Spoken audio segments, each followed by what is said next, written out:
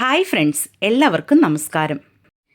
ഇന്നേക്ക് ബ്രേക്ക്ഫാസ്റ്റായും ഡിന്നറായും ഒക്കെ സാപ്പിടലാവുന്ന നല്ല സൂപ്പർ ടേസ്റ്റാன பட்டூராயும் கூட நல்ல டேஸ்ட்டில் செஞ்செடுத்த உருளைக்கிழங்கும் க்ரீன் பீன்ஸும் சேர்த்து தயார் பண்ணிய உருளைக்கிழங்கு மசாலா குழம்பின்றையும் ரெசிபி தான் உங்களுக்காக நான் ஷேர் பண்ண போகிறேன். பாருங்க, இந்த பட்டூரை எப்படி சாஃப்டாக இருக்குதுன்னு. பூரி மாதிரியே இருக்கும். ஆனால் இந்த பட்டூரை பூரி செய்யறதுல நின்னும் கொஞ்சம் வித்தியாசமாய் தான் தயார் பண்ணுவாங்க. இது எப்படி தயார் பண்ணலாம் என்று நமக்கு பார்க்கலாம். மாவு பிசையறதுக்காக ஒரு பவுல் நான் எடுத்திருக்கிறேன். அதிலேக்கு ஒரு கப்பு மைதா மாவு தான் நான் போட போகிறேன்.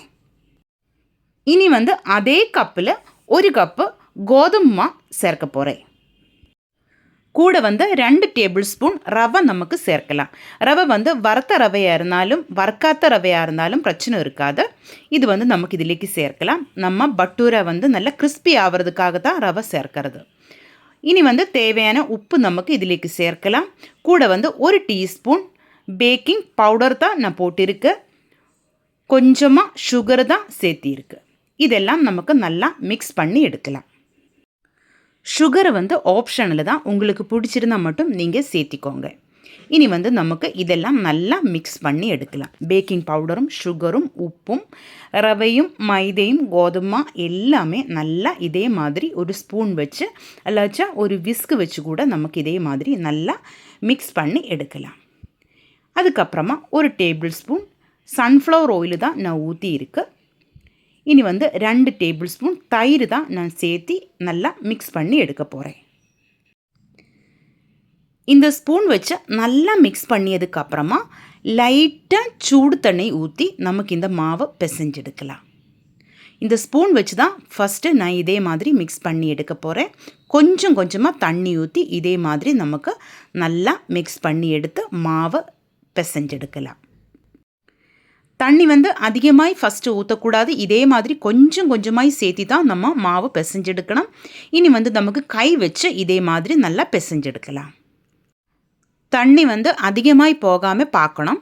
கை வச்சு இதே மாதிரி நல்லா டைட் ஆகிட்டு இந்த மாவை ரெடி பண்ணி எடுக்கணும். சப்பாத்தி மாவு செய்கிறதுலேருந்து கொஞ்சம் டைட்டாகி தான் இந்த மாவை ரெடியாக்கி எடுக்கணும்.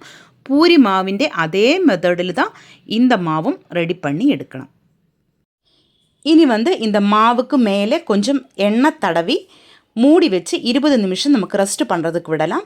அந்த டைமில் நமக்கு உருளைக்கிழங்கு மசாலா ரெடி பண்ணி எடுக்கலாம். அதுக்காக 2 உருளைக்கிழங்கு பாயில் பண்ணி எடுத்து வச்சுருக்கு.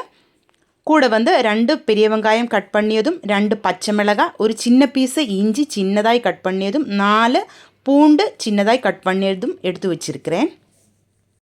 உருளைக்கிழங்கு நமக்கு மேஷ் பண்ணி எடுக்கலாம். ஆனால் நல்லா உடஞ்சி போகக்கூடாது. இதே மாதிரி பெரிய பீஸ் எல்லாம் இருக்கணும். 1/4 கப்பு க்ரீன் பீஸு நான் வேக வச்சு எடுத்திருந்தது. இனி ஒரு மண்சட்டியிலேக்கு எண்ணெய் ஊற்றி கடுகு போட்டிருக்கு. அதிலேக்கு 1 டீஸ்பூன் சீரகവും கருவேப்பிலையும் போட்டிருக்கு. நம்ம எடுத்து வச்சுருந்த பெரிய வெங்காயம் போட்டு நல்லா வணக்கி எடுக்கலாம். கூட நம்ம எடுத்து வச்சுருந்த இஞ்சியும் பூண்டும் சேர்த்து நல்லா வணக்கி எடுக்கலாம். தேவையான உப்பும் போட்டு நமக்கு நல்லா இதே மாதிரி கலரை விட்டு வணக்கி எடுக்கலாம். க்ரீன் பீஸ் உப்பு போட்டு தான் நான் வேக வச்சுருந்தது. அதனால் கொஞ்சமாக தான் சேர்த்திருக்கு. இப்போ நம்ம பெரிய வெங்காயம் எல்லாம் நல்லா வணங்கி வந்துருச்சு. இதிலேக்கு 1/2 டீஸ்பூன் மஞ்சள் தூளும் 1/2 டீஸ்பூன் மிளகு தூளும் 1/2 டீஸ்பூன் சோம்பு தூளும் கூட 1/2 டீஸ்பூன் கொத்தமல்லி தூளும் தான் நான் போட்டிருக்கு. இதிலேக்கு நம்ம வரமிளகாய் தூள் போடுறதில்ல.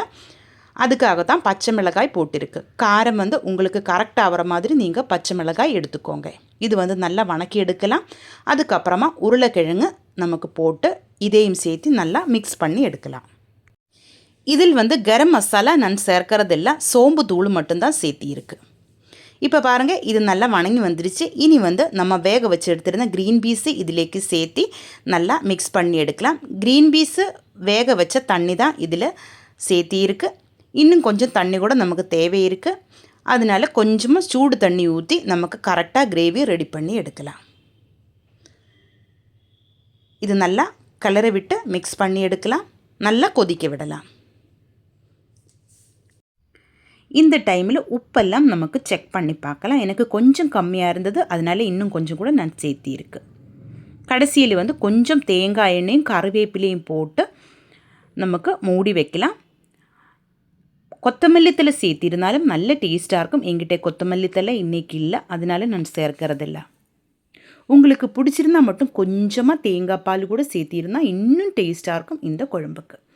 இப்போ பாருங்கள், நம்ம குழம்பு வந்து நல்லா கொதிச்சு வந்துடுச்சு. ஸ்டவ் வந்து ஆஃப் பண்ணலாம். இனி வந்து நமக்கு பட்டூரா தயார் பண்ணலாம். நம்ம மாவெல்லாம் நல்லா சாஃப்டாகிட்டு வந்துடுச்சு. இந்த மாவில் നിന്ന് இதே மாதிரி ஓரோ உருண்டையாയിട്ട് பிடிச்செடுக்கலாம். அதுக்கப்புறமா எப்போவுமே மாவு நம்ம மூடி வச்சிடணும், இல்லாச்சா நம்ம மாவு வந்து ட்ரை ஆகி போயிடும். இனி வந்து நமக்கு பூரி மாதிரி மாவை தேய்ச்செடுக்கலாம். ஓரோ உருண்டையும் இதே மாதிரி தேய்ச்செடுக்கலாம். சப்பாத்தி ப்ரெஷரில் வச்சு கூட நமக்கு இதே மாதிரி தேய்ச்செடுக்கலாம். ரவுண்டு ஷேப்பில் உங்களுக்கு பிடிச்ச ஷேப்பில் நீங்கள் எடுத்துக்கோங்க. கொஞ்சம் கட்டியாக தான் இருக்கணும். பாருங்கள், இந்த மாதிரி தான் எல்லா மாவும் நான் இதே மாதிரி எடுத்திருக்கேன். ഇനി வந்து ചൂടായ എണ്ണയിലേക്ക് போட்டு ഓരോ பட்டூரையும் நமக்கு பொரிச்செடுக்கலாம். பாருங்க, நல்லா பொங்கி வந்துருச்சு. இப்படி தான் இருக்கணும். நல்ல சாஃப்டாக இருக்கும் இந்த பட்டூரா. இப்படி வந்து எல்லா பட்டூரையும் நமக்கு ரெடி பண்ணி எடுக்கலாம். எல்லாமே நல்லா இதே மாதிரி பொங்கி வந்துருச்சு. பூரி மாதிரி தான் இருக்கும், ஆனால் கொஞ்சம் வித்தியாசமாக தான் இருக்கும். இப்போ வந்து நம்ம சூப்பர் டேஸ்ட்டில் உருளைக்கிழங்கு க்ரீன் பீஸு மசாலா குழம்பும் ரெடி ஆகிருக்கு. சாஃப்ட் அண்ட் டேஸ்டி பட்டூராயும் ரெடி ஆகிருக்கு. பிரேக்ஃபாஸ்ட் ஐட்டம், டின்னர் ஐட்டம் ഒക്കെ நமக்கு சாப்பிடலாம். கண்டிப்பாக நீங்கள் ட்ரை பண்ணி பாருங்கள். இந்த வீடியோ உங்களுக்கு பிடிச்சிருந்தா என்னோட சேனல் சப்ஸ்கிரைப் பண்ணுங்கள், லைக் பண்ணுங்கள். கேரளா ரெசிபீஸ் பிடிக்கிற உங்கள் ஃப்ரெண்ட்ஸுக்கெல்லாம் நீங்கள் ஷேர் பண்ணி கொடுங்க. ஹைப் பட்டன் ப்ரெஸ் பண்ணி பாயிண்ட் கொடுத்து எனக்கு கொஞ்சம் சப்போர்ட் பண்ணி கொடுங்க. உங்களுடைய ஃபீட்பேக் வந்து கமெண்ட்டில் எழுதி போடுங்க. தேங்க்யூ.